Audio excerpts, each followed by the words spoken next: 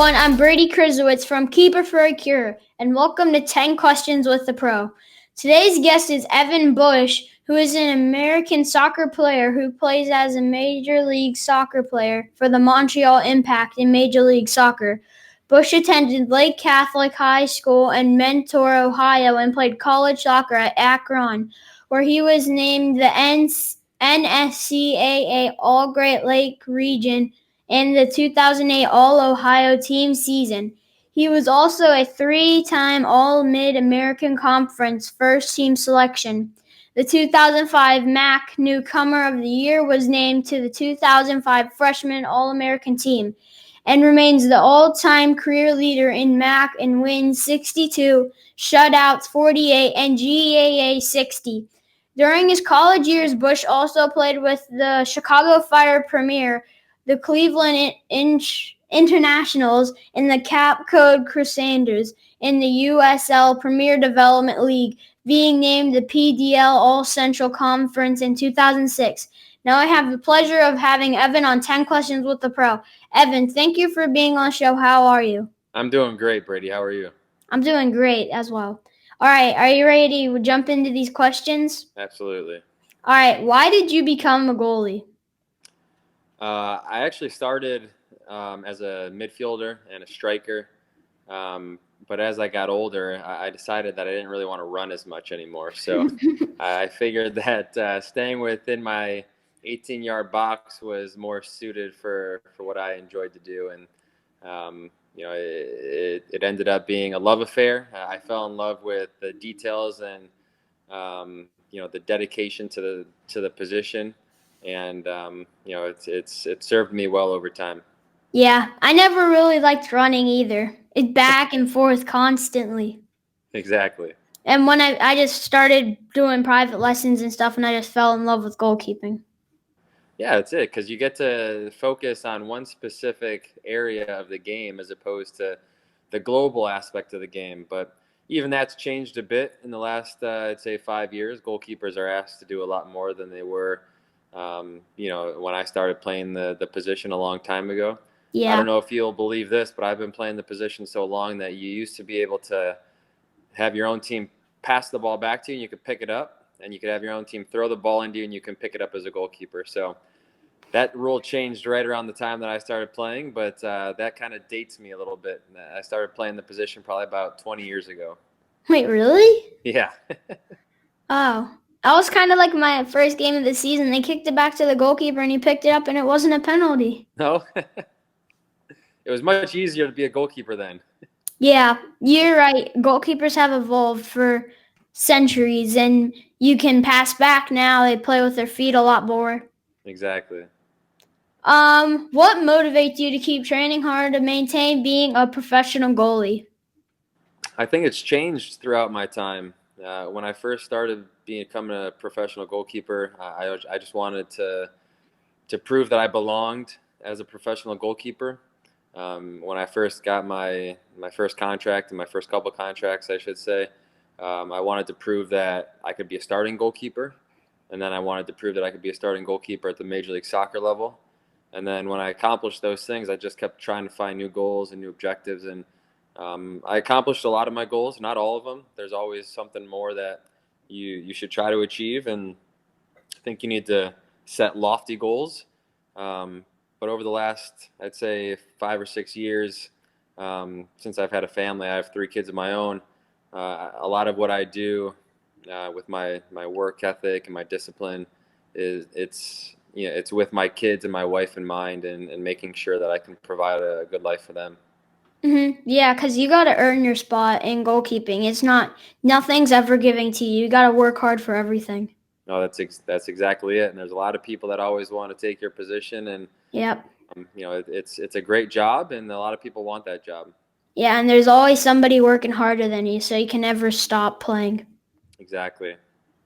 What steps help you achieve the ability to become a professional level goalkeeper? Yeah, I think you went over my resume a little bit there, or my biography a little bit. My time at Akron was very influential for me. I played with a lot of professionals at the college level. I think we had about 14 guys turn pro from my college team. And that was my first real experience in a professional environment, even though it wasn't an actual professional.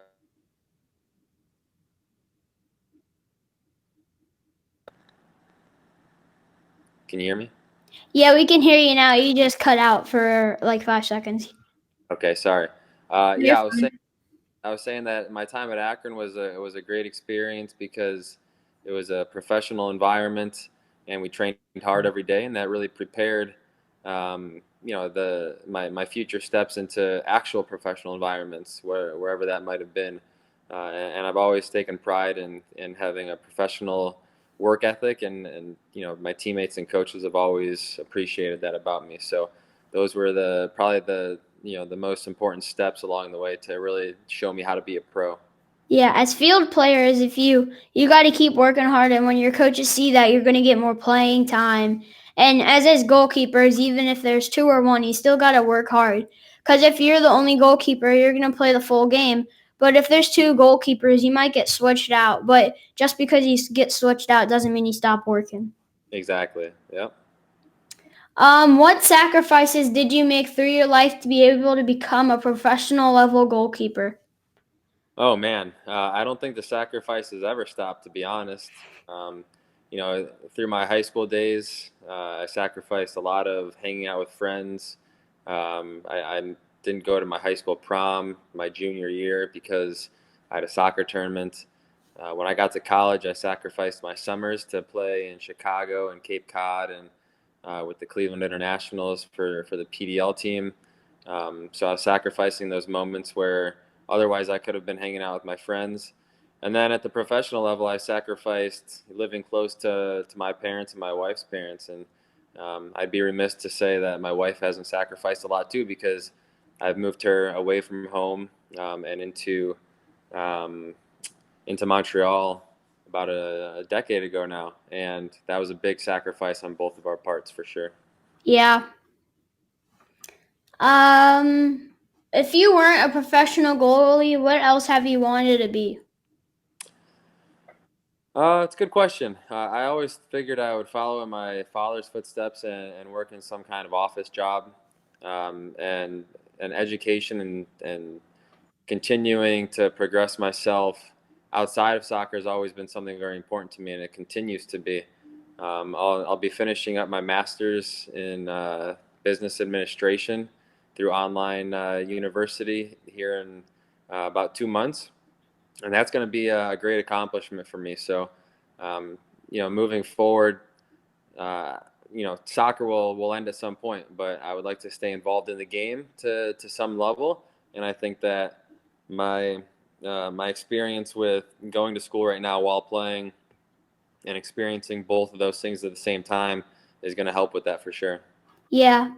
I agree with you because my grandpa owns a sign company, so I might do something with that, like take it over one day maybe. And even if I didn't still do soccer, I want to be something invested with like sports. Like even if cuz I used to snowboard, but I probably want to do something else too. Yeah, you got to keep that youthful exuberance. Always stay a kid, and sports helps you with that for sure. Yeah. What have you done on the field and off the field that you're most proud of? Ooh, on the field,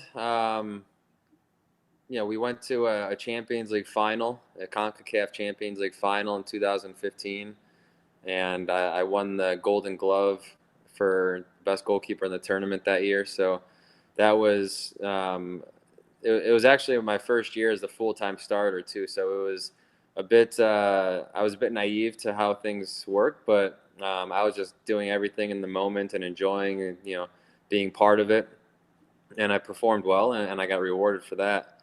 Off the Yeah. field, the best things I've ever done was marry my wife and then start a family, because I'm sure your dad can attest that everything you do in your professional life is very small compared to what you're able to do in your personal life. And I leave the training facility every day and go home and don't have to think about work anymore, because I'm so invested in spending that time with my wife and kids. And That brings me the biggest joy in my life.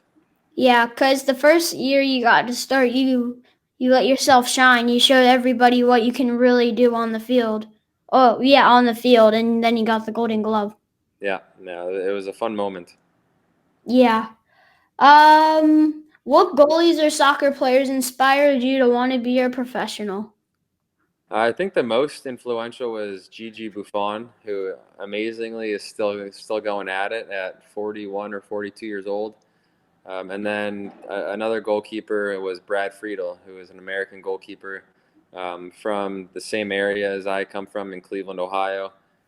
So those two guys I looked up to quite a bit. Yeah. I know Brad a little bit more personally than obviously I know Buffon, but both of them played well into their 40s and had great careers. Yeah. Buffon's still going. He is. I'm really surprised he hasn't retired. I feel like he might retire like next season. I think so. Hopefully, he can win his Champions League before that. Yeah. He's been wanting it for a while. Yep. What are your favorite gloves to wear in net and why? I've had a relationship with Aviata for maybe over 10 years now. Well, no, probably about 8 years now. And it's a great glove. They come out with new models all the time. They're always evolving, and I've had a great relationship with the owner of the company now for many years. So it's been a glove that I've been really proud to wear, and hopefully I can continue to wear it for as long as I'm playing. Yeah, I've never heard of them.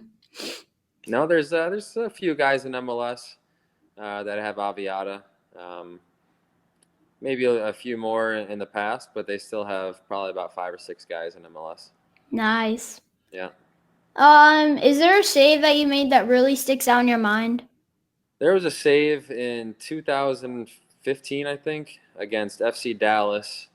We were winning the game, I believe, 3-1 or 3-2 at the time, and it was towards the end of the game. They were all over us. Uh, there was a cross that came to the back post, and I think his name was Blas Perez. I think it was a header first time back across my body, and I went full extension in the other direction to tip it around the bar or tip it around the post, and that always stood out because I just remember I can see it vividly still and feel it as I watch it exactly how that felt, and nothing feels better than flying through the air and denying a guy what he thinks is a clear goal. Yeah, that's the best feeling as a goalkeeper. Absolutely. What advice would you give a young goalkeeper like me that wants to play at a professional level? I think you just have to love the game, man. That's really it. And it sounds cliche, but you find out when you stop enjoying going to train every day how much your game suffers. If you're enjoying Yeah, it and you're doing it because you love it, then you want to continue to work at it and you want to continue to compete in every moment, and that's the most important thing. And then the rest will come after that. yeah. Because if you play something and you don't love it, you're not gonna show your full like you're not gonna try your hardest because you're like, "Ooh." Exactly. Yeah. Sometimes I feel that way, but I'd say more times than not, I'm still in love with the game and in love with the position. Sometimes you need to have the proper perspective, though, of what's going on. Yeah. Do you have any questions for me? Ooh. Do I have any questions for you? Why did you start this podcast, and what are you hoping to get out of it? Well, I started this podcast to spread the word for Keeper for a Cure, so it inspires people to start donating more to Keeper for a Cure. And how many have you reached out to a lot of MLS goalkeepers? And are there any MLS goalkeepers that you have reached out to that have not gotten back to you that I can help you get in touch with? Yeah, we've pretty much reached out to every goalkeeper in the MLS, I think. And I really, really want to interview Matt Turner. Matt Turner. Okay, Yeah. I'll send Matt a message. I know Matt a little bit, so I can send him a message. Do you live in Boston? No, we live in Lynchburg, Virginia. Oh, okay. Very nice. Okay, I'll send Matt a message and try to get you two in touch. Okay, thanks. My pleasure. Now, do you have any other questions? No, not really. I'm looking at my phone. I have 2% battery left, so I'm trying to get it all in before I get cut off here. Okay. Evan, thank you so much for coming on 10 Questions with the Pro. I really appreciate your time, and it was an honor to speak to you and learn more about you. Remember to check out the show and all our other shows on our YouTube channel. We also have a podcast version of the show on Spotify and iTunes. Just search Keeper for a Cure and remember to subscribe and like. Check out our website, www.keeperforacure.com, to see how you can help my Keeper for a Cure campaign, which is raising money for the Phillips Cancer Center in Charlottesville, Virginia. I'm Brady Kruzowitz, and my guest was Evan Bush. Thank you for tuning in to 10 Questions with Pro. All right, Brady. Thanks, man.